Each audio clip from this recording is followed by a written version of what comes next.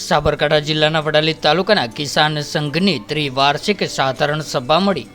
વડાલી નગરમાં આવેલા મહાકાળી મંદિર ખાતે વડાલી તાલુકાના કિસાન સંઘની 3 વર્ષે મળનારી સાધારણ સભા મળી હતી, જેમાં ગત 3 વર્ષમાં કિસાન સંઘ દ્વારા કરેલા કાર્યોની માહિતી આપવામાં આવી હતી તથા આગામી વર્ષમાં કિસાન સંઘ દ્વારા શું કાર્યો કરવામાં આવશે તેની રૂપરેખા નક્કી કરવામાં આવી હતી। ત્યારે 3 વર્ષે કિસાન સંઘના સંગઠનના માળખામાં પણ ફેરફાર કરવામાં આવે છે, જેમાં 21 સદસ્યવાળી વડાલી કિસાન સંઘની ટીમમાં ફરી એક વખત પ્રમુખ તરીકે શ્રી માધાભાઈ પટેલની નિયુક્તિ કરવામાં આવી હતી, તો મંત્રી તરીકે ચીમનભાઈ પટેલની નિયુક્તિ કરવામાં આવી હતી, જ્યારે કોષાધ્યક્ષ તરીકે દેવજીભાઈ પટેલ દ્વારા રાજીનામું આપતા અશોકભાઈ પટેલની નિમણૂક કરવામાં આવી હતી, તો કારોબારીમાં 4-5 નવા સદસ્યોની પણ નિમણૂક કરવામાં આવી હતી,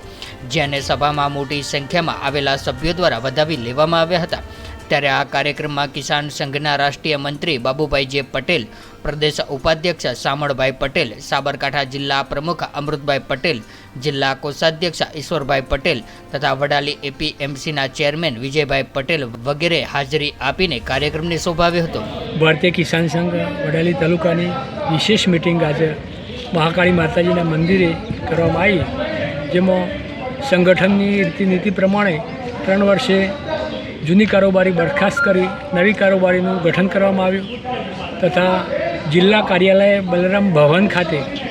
જે દાતાઓએ દાન આપેલ હતું એ દાતાશ્રીઓનું પણ આજે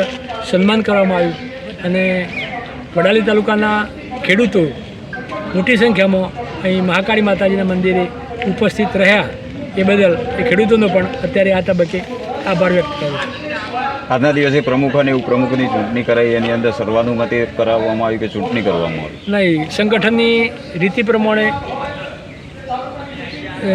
સર્વસંમતિ પ્રમાણે જ પ્રમુખ, મંત્રી, કોષાધ્યક્ષની વરણી કરવામાં આવે છે। પ્રમુખ અને મંત્રીના નામ જણાવશો? પ્રમુખમાં પટેલ માધાભાઈ વિઠ્ઠલભાઈ, હું પોતે;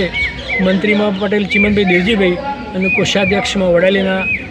અશોકભાઈ ડાયાભાઈ પટેલની નિમણૂક કરવામાં આવી છે। ખેડૂતોના હિતો માટે કિસાન સંઘ લડશે, તો વધુમાં વધુ વડાલી તાલુકાના ખેડૂતો કિસાન સંઘ સાથે જોડાય એ માટે કિસાન સંઘના આવનાર વર્ષની અંદર પ્રમુખ તરીકે તમારા પ્રયત્નો કેવા રહેશે? આ તાલુકા પ્રમુખની મારી 3જી ટર્મ છે। છૂટું થવું હતું પણ કાર્યકરો કે છે કે ભાઈ એક વખત હજી સેવા આપો, તો અમારી પણ જે શક્તિ હોય છે પ્રમાણે અમે પણ ખેડૂતોના પ્રશ્નોનું સોલ્યુશન કરવા માટે અમે તૈયાર છીએ અને ખેડૂતો પણ સંગઠનના નીતિ નિયમ પ્રમાણે ગ્રામ સમિતિઓ બનાવો, ગ્રામ સમિતિના ચેનલ મુજબ ખેડૂતોના પ્રશ્નો ઉકેલાય એવી પણ અમારી માગણી હોય છે। ઈડર અને વડાલી તાલુકામાં થોડાક સમય પહેલો કમોસમી વરસાદ અને બરફ વર્ષા થઈ હતી અને એના લીધે ખેતી પાકોમાં જે નુકસાન થયું હતું એ નુકસાનના વળતર માટે કિસાન સંઘે ક્યોક રોડ ઉપર આંદોલન કર્યું, તે આંદોલનના ફલશ્રુતિ આપ કેટલા આશાવાદી કે વડાલી ઈડર તાલુકાના ખેડૂતોને તે વળતર સરકાર આપશે? ચોક્કસ એ તારીખ 2/3/2024ના રોજ જે વાવાઝોડું આવ્યું, જેના કારણે કિસાન સંઘે મામલતદારશ્રી, ખેતીવાડી અધિકારીશ્રી, કલેક્ટરશ્રી, આપણા ધારાસભ્ય રમલાલ વોરા સાહેબને, મુખ્યમંત્રીશ્રીને બધા જ અધિકારીઓને આવેદનપત્ર આપેલ હતું। ત્યાર પછી 15 દિવસ પછી આપણે રસ્તા રોકોનું પણ આંદોલન કર્યું, જેના ત્યાર પછી ચૂંટણીનો કાર્યક્રમ આવ્યો, આચારસંહિતાના કારણે આપણે વળતર આપી શક્યા નહોતા, પણ હવે અમને એવું લાગે છે કે વડાલી તાલુકાના ખેડૂતોનું જે આંદોલન કર્યું હતું વળતર માટે એ થોડું અંશે પણ સક્સેસ જાય એવું લાગે છે। વડાલી તાલુકામાં જે ખેડૂતો ખેતી કરશે તેની અંદર ખેતમજૂર રાખતા હોય છે અને ખેતમજૂરો ક્યારેક પૈસા લઈને ભાગી જવાનું અધ વચ્ચેથી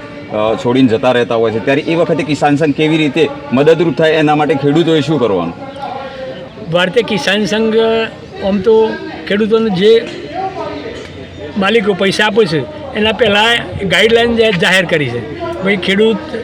ભાગ્યવાન જે કોઈ પૈસા લે તો એના માટે આગળ જે ફોર્માલિટી હોય છે, સ્ટેમ્પ બનાવો, એનું રજિસ્ટર રાખવું, હાજરીપત્રક ભરવું, આવી ફોર્માલિટીમાંથી પસાર થવું પડતું હોય છે, પણ ખેડૂત અત્યારે એ બધું કરવા માટે તૈયાર હોતો નથી, જેના કારણે ભારતીય કિસાન સંઘ પણ અત્યારે ખેડૂત ભાગીઓ લઈને પૈસા લઈને ભાગી ગયો હોય તો કિસાન સંઘ પણ એમાં કંઈ કરી શકતું નથી। તેમ છતાં પણ આજીવિકા બ્યુરો સંસ્થા, જે આદિવાસીઓની જે સંસ્થાઓ ચાલે છે એમના જોડે સંગઠનમાં રહી અને ખેડૂતો ન્યાય આપવા માટે આપણા પ્રયત્નશીલ રહીએ છીએ। જિલ્લાની અંદર કિસાન સંઘનું કાર્યાલય બન્યું છે, આ કાર્યાલયમાં કેવી પ્રવૃત્તિઓ થશે અને ખેડૂતોને કેટલું ઉપયોગી થશે? જિલ્લા કાર્યાલય બલરામ ભગવાનનું જે બનાવ્યું છે આપણે હિંમતનગર ખાતે, એ દર મહિનાની આમ તો પહેલાં શુક્રવારે મિટિંગ રાખતી હતી, પણ હવે એ પહેલાં સોમવારે મિટિંગ રાખવામાં આવે છે અને જે કોઈ પ્રદેશ લેવલનો કોઈ પણ કાર્યક્રમ આવ્યો હોય, આપણા જિલ્લા લેવલે કોઈ પણ જગ્યાએ આંદોલન કરવાનું હોય અથવા તો કોઈ પણ અધિકારીઓને આપણા અલ્ટિમેટમ આલવાનું હોય, પ્રશ્નો આલવાના હોય તો આપણે જિલ્લા કાર્યાલયમાં ભેગા થઈ અને પછી આપણે જિલ્લા કાર્યાલયથી કાર્યાલય જે ઓફિસ ખાતે બહુમાળી ભવન ખાતે જઈએ છીએ.